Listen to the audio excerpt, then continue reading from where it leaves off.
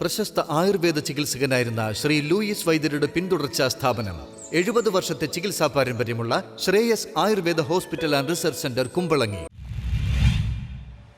ഹിന്ദു ഐക്യവേദിയുടെ നേതൃത്വത്തിൽ വൃക്ഷത്തൈ നട്ടു.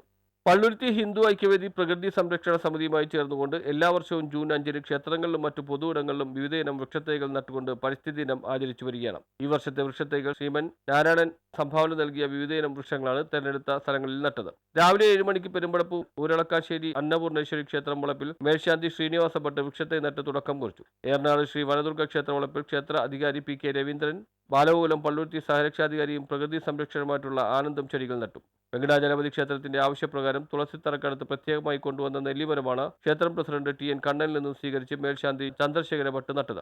അഴകിയകാവ് ക്ഷേത്രവളപ്പിൽ ഹിന്ദു ഐക്യവേദി താലൂക്ക് അധ്യക്ഷൻ T P Padmanabhan, O R Venu, K Viswanathan എന്നിവർ ചേർന്നുകൊണ്ടും സമാപന സ്ഥലമായ ശ്രീ മാരമ്പള്ളി ക്ഷേത്രവളപ്പിൽ ക്ഷേത്രം പ്രസിഡന്റ് പി സി ഉണ്ണികൃഷ്ണന്റെ നേതൃത്വത്തിൽ മേൽശാന്തിയും തൈകൾ നട്ടു. Hindu Aikyavedi taluk general secretary P P Manoj നേതൃത്വം നൽകിയ പരിപാടി സംഘടനാ സെക്രട്ടറി പി വി ജയകുമാർ, ഖജാൻജി ഭഗവത് സിംഗ്, പള്ളുരുത്തി മേഖലാ സെക്രട്ടറി വി ഗോവിന്ദൻ, സോമൻ, ഗണേഷ്, വാസുദേവ റാവു, ധീവര വംശോധാരണി സഭ secretary A K Sunil, president Anandan തുടങ്ങി നിരവധി പ്രവർത്തകരുടെ സാന്നിധ്യത്തിലായിരുന്നു പരിപാടി. ഇടക്കൊച്ചി സ്ഥാനീയ സമിതിയുടെ ആഭിമുഖ്യത്തിൽ president B B Somarajan, treasurer M D Surendran, B J P area president Anilkumar എന്നിവർ തൈകൾ നടുകയും രക്ഷാധികാരി വി എൻ രാജേശ്വരൻ പ്രകൃതി സംരക്ഷണ സന്ദേശം നൽകുകയും ചെയ്തു. തുടർന്ന് വൈകിട്ട് 6:30 അഴകിയകാവ് ക്ഷേത്രമുറ്റത്ത് 15 വർഷങ്ങൾക്ക് മുമ്പ് ഹിന്ദു ഐക്യവേദി നട്ടുപരിപാലിച്ചു വന്നിരുന്ന ആൽമരത്തെ ആദരിക്കുന്ന ചടങ്ങിൽ പ്രകൃതി സംരക്ഷകർ ആയിട്ടുള്ള നിരവധി നേതാക്കൾ പങ്കെടുത്തു. News bureau, Palluruthy.